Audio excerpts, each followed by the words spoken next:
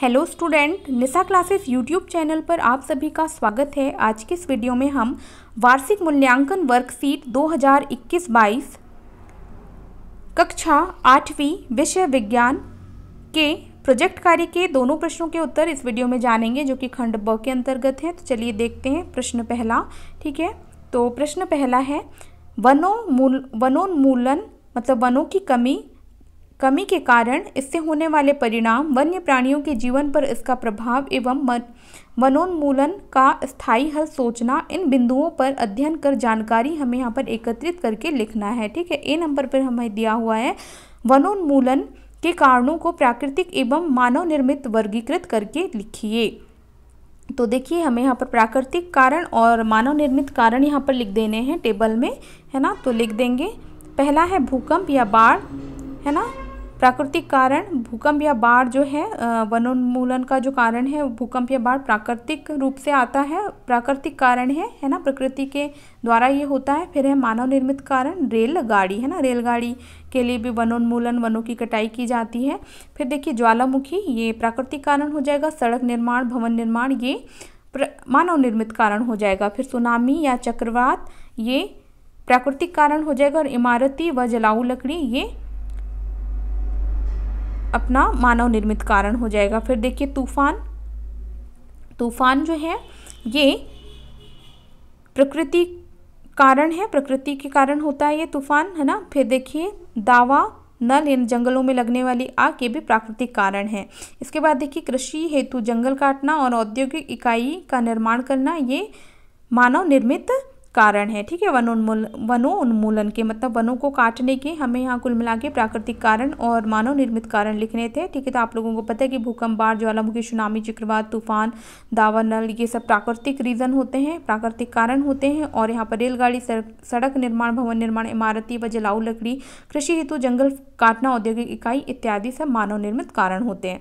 इसके बाद देखिए बच्चों, प्रश्न बी है वनोन्मूलन से होने वाले 4 दुष्परिणाम या 4 दुष्परिणामों की सूची हमें यहाँ पर लिखनी है। ठीक है, तो देखिए वनोन्मूलन से होने वाले दुष्परिणाम, इनके बारे में हमें यहाँ पर लिखना है। तो फर्स्ट कारण यहाँ पर ऑलरेडी लिखा हुआ है कि पृथ्वी पर ताप के स्तर में वृद्धि। सेकंड कारण हम यहाँ पर लिख देंगे कि पृथ्वी पर वर्षा की कमी। थर्ड हो जाएगा ग्लोबल वार्मिंग के कारण तापमान में वृद्धि होना। फिर हो जाएगा वन्य जीवों की संख्या में कमी का आना। तो इस प्रकार से हम यहाँ पर जो है वनोन्मूलन से होने वाले दुष्परिणामों को लिख देंगे। इसके बाद देखिए सी नंबर का है वनोन्मूलन से वन्य जीवों पर क्या प्रभाव पड़ता है, अपने शब्दों में लिखिए एवं वन्य प्राणियों के चित्र भी चिपकाइए। तो देखिए वनोन्मूलन के कारण वन्य जीवों की संख्या में कमी हो रही है तथा उनके आवास समाप्त होने के कारण वन्य जीव अन्य क्षेत्रों में पलायन कर रहे हैं। ठीक है, इसके बाद देखिए हमें यहाँ पर लॉयन का, हाथी का हमने यहाँ पर चित्र चिपकाया हुआ है। लॉयन, हाथी, चीता, बाघ, है ना, इन सब के चित्र आपको चिपका देने।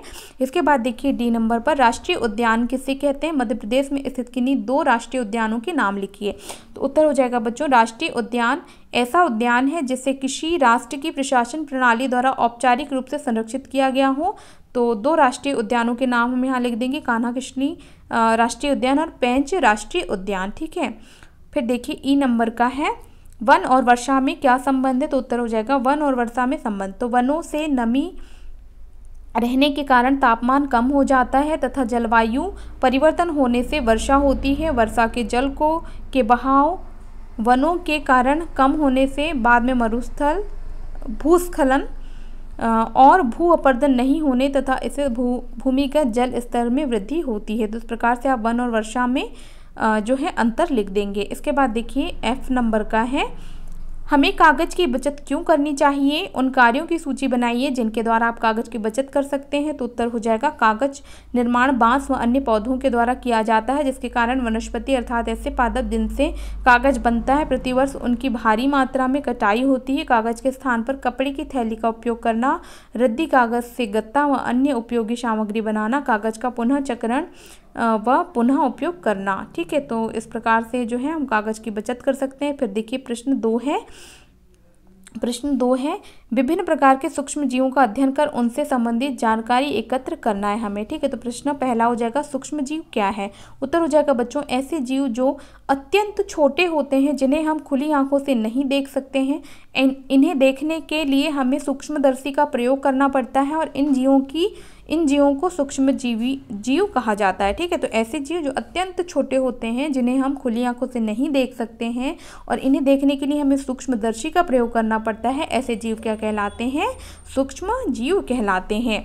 फिर सेकंड है, सूक्ष्म जीवों को कितने वर्गों में विभाजित किया गया है, नाम लिखिए। तो सूक्ष्म जीवों को 4 वर्गों में विभाजित किया गया है, जीवाणु, कवक, प्रोटोजोआ और शैवाल। इस प्रकार आप यहाँ उत्तर लिख देंगे। फिर देखिए थर्ड है, मनुष्य में सूक्ष्म जीवों द्वारा होने वाले सामान्य रोगों की सूची हमें यहाँ बनानी है। तो देखिए, मनुष्य में सूक्ष्म जीवों द्वारा होने वाले सामान्य रोग हैं क्षय रोग, मतलब टीबी, खसरा, पोलियो, हैजा, टाइफाइड, है ना, ये जो है जीवाणु द्वारा। तो यहाँ पर देखिए, ये जीवाणु या विषाणु द्वारा होता है, तो हमने साइड में लिख दिया। तो क्षय रोग, टीबी जीवाणु द्वारा होता है ना। खसरा जो है वायरस द्वारा होता है, पोलियो जो है वायरस द्वारा होता है, हैजा जीवाणु द्वारा होता है और टाइफाइड जीवाणु द्वारा होता है। तो इस प्रकार से बच्चों आप यहाँ पर लिख देंगे कि कौन सा रोग जो है कौन से सूक्ष्म जीवों के कारण होता है। फिर 4th नंबर का है, वर्तमान में भारतवर्ष में कौन सी महामारी वायरस द्वारा फैल चुकी है, बीमारी का नाम व उसके सामान्य लक्षण लिखिए। तो वर्तमान में भारतवर्ष में कोरोना वायरस जो महामारी है वो फैली है। सामान्य लक्षण होते हैं इसके सर्दी, खांसी, बुखार, गले में खराश, जीभ का स्वादहीन होना, श्वसन सांस लेने में कठिनाई, बदन दर्द इत्यादि।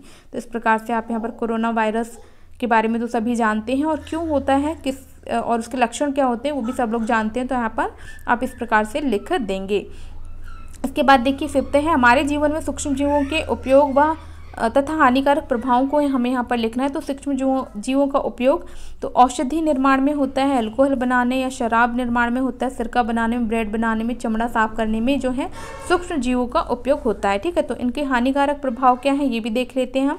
तो मानव व पौधों में रोग उत्पन्न करते हैं ये सूक्ष्म जीव, और सेकंड हो जाएगा भोज्य पदार्थों को ये दूषित भी करते हैं। तो इस प्रकार से आप जो है इनके उपयोग और हानिकारक प्रभावों को लिख सकते हैं। ठीक है, तो इस प्रकार से बच्चों हम लोगों ने ये जो विज्ञान विषय है इसके प्रोजेक्ट कार्य के दोनों प्रश्नों को इस वीडियो में जाना। तो आई होप वीडियो आप लोगों को पसंद आई होगी। यदि वीडियो पसंद आई हो तो वीडियो को लाइक करें, अपने दोस्तों के साथ ज़्यादा से ज़्यादा शेयर करें, और यदि मेरे चैनल पर नए हैं तो चैनल को सब्सक्राइब जरूर करें। मिलते हैं बच्चों अगले विषय या नेक्स्ट विषय के प्रोजेक्ट कार्य के प्रश्नों के साथ। Thank you.